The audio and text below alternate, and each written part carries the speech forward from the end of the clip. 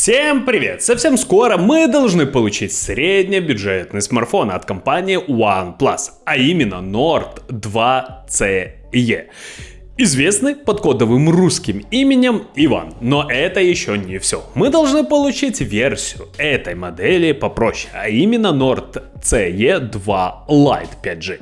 Премьера гаджетов ожидается уже совсем скоро, а именно 11 февраля. Стоит отметить, что сейчас известны все технические характеристики двух смартфонов, и они удивляют, если учитывать стоимость их. Итак, начнем со старшей версии. Смартфон Nord 2CE получит экран AMOLED диагональю 6,4 дюйма, разрешением Full HD+, с кадровой частотой 90 Гц. И также мы получим встроенный сканер отпечатков пальцев. Экран нам дает сниженное потребление энергии при показе темных тонов, так как при отображении черного цвета, как мы знаем, дисплей не светится, а при показе смешанных оттенков может выдавать повышенную яркость. За счет этого AMOLED-экраны демонстрируют лучшую контрастность и глубину черного. А аппаратным басистом выступит достаточно неплохая платформа от компании MediaTek, а именно Dimensity 900. Напоминаю, это 8-ядерный чипсет, который был анонсирован 13 мая 2021 года и изготавливается по 6-нанометровому техпроцессу. Он имеет 2 ядра Cortex A78 на 2,4 и 6 ядер Cortex A55 на 2,0 ГГц. Теперь о самом главном. Это стоимость. Первоначально она была $315. Но что-то пошло не так. Об этом чуть-чуть попозже. А теперь поподробнее. С вами канал Техноум. Поехали!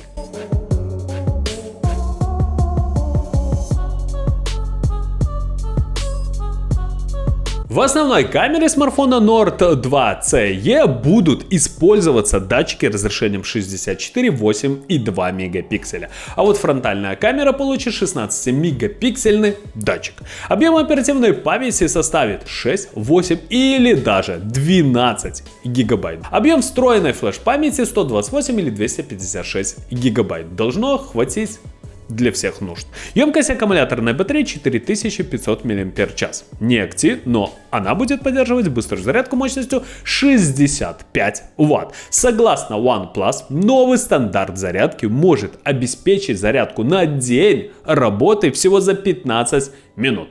В телефоне также будет установлена новая система отвода тепла, позволяющая поддерживать безопасную температуру аккумулятора, что очень важно в наше время. А теперь о самом главном. Это, конечно же, цена. Устройство стало намного дороже, что огорчает, чем предполагалось ранее. Цена будет $350 за версию, которая получила 6 гигабайт оперативной и 128 гигабайт своей флеш-памяти. Давайте посмотрим основных конкурентов, которые сейчас есть на рынке. Я зайду на e-каталог и воспользуюсь подбором по параметрам. OnePlus Nord 2CE стоит $350. Это плюс-минус 26 тысяч рублей.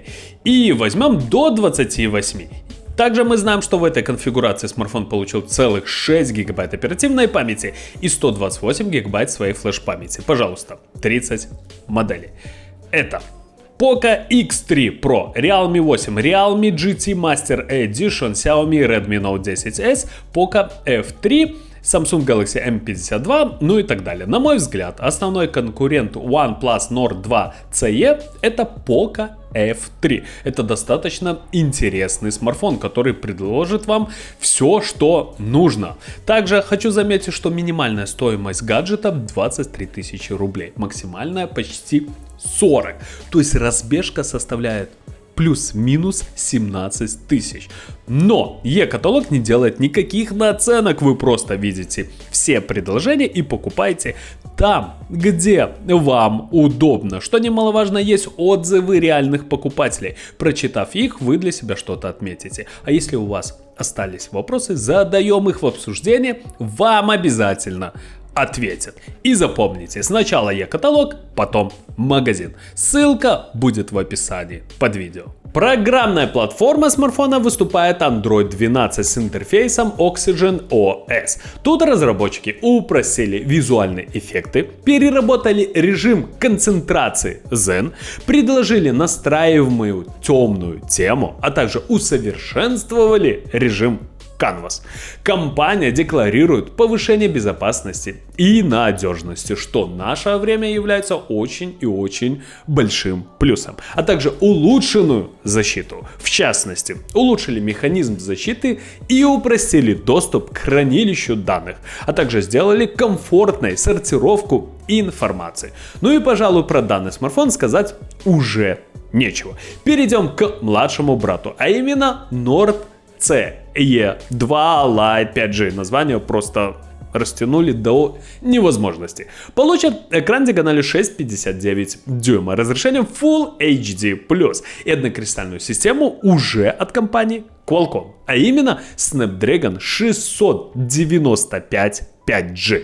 Напоминаю, это 8-ядерный чипсет, который был анонсирован 27 октября 2021 года и изготавливается по 6-нанометровому техпроцессу. Он имеет два ядра Creo 660 Gold, Cortex A78 на 2.2 и 6 ядер Creo 660 Silver, Cortex A55 на 1,7 ГГц. Объем оперативной памяти составит 6 или 8 ГБ. Объем своей флеш-памяти 128 или 256 гигабайт. Ну, технические характеристики чуть-чуть пониже, чем у старшего брата, но все же. Емкость аккумулятора составит 5000 мАч. Обещана поддержка быстрой зарядки мощностью 33 Вт. В этой зарядке компания изменила механизмы безопасности, модернизировала конструкцию, добавив к аккумулятору новую 8-слойную защиту, а также перенесла большую часть системы управления питанием из телефона в зарядное устройство. То есть телефон получилось сделать, можно сказать, очень тоненьким. Основная камера будет представлена датчиками разрешением 64, 2 и 2 мегапикселя. Фронтальная камера выступает опять же на 16 мегапикселей. Теперь о цене. Естественно, она будет ниже, чем у старшей модели. Nord CE2 Lite 5G будет стоить примерно $280. Ну что же, ребята, на мой взгляд, компания OnePlus каждым годом удивляет простых покупателей, а также своих фанатов. Вы должны понимать, что в основном сейчас люди не покупают флагманы. Зачем им топовая камера? Зачем им топовое железо? Тем более у данных смартфонов должно быть очень и очень хорошее отведение тепла. Почему? Потому что они очень мощные. И аккумуляторная батарея тает на глазах. Просто за час, за два вы можете убить аккумуляторную батарею любого флагмана на ура, если будете играть в топовые игры. Так вот, людям эта мощность не нужна. Они покупают среднебюджетные смартфоны, например, как Nord 2 CE или как Lite версию. Это уже бюджетные смартфоны. Почему? Потому что данные смартфоны могут предоставить практически все, что нужно простому пользователю. Посидеть в интернете, сфотографировать достаточно неплохие снимки, потому что камера на 64 мегапикселя может вам это предоставить. Ну и мы получаем аккумуляторную батарею, с помощью которой телефон продержится, ну, день, а может быть и два. То есть все хорошо. Да, если вы будете играть, можно сказать, в топовые игры, данные смартфоны, конечно же, не подойдут. Почему? Потому что они, ну, достаточно средние. То есть не стоит ожидать, что вы купите данные смартфоны, я имею в виду старшего брата и младшего, и будете играть в топовые игры на ура. Нет, если вы ищете игровой смартфон, пожалуйста, в рейтинг Antutu и смотрите, какие телефоны сейчас на данный момент самые мощные. Но учитывайте, что те телефоны, ну, жрут батарею очень и очень сильно. То есть это единственный минус, когда вы покупаете очень мощный телефон. Ну что же, все-таки очень интересно, что компания пошла на шаг, когда мы можем выбрать платформу от компании MediaTek и Qualcomm. То есть, пожалуйста, есть выбор, кому-то нравится от MediaTek, кому-то нравится от Qualcomm. Пожалуйста, все для вас, все для потребителей, все для простых пользователей. Ждем презентацию, кому понравилось видео. Ставим лайки, подписываемся на канал. Всем спасибо, всем пока.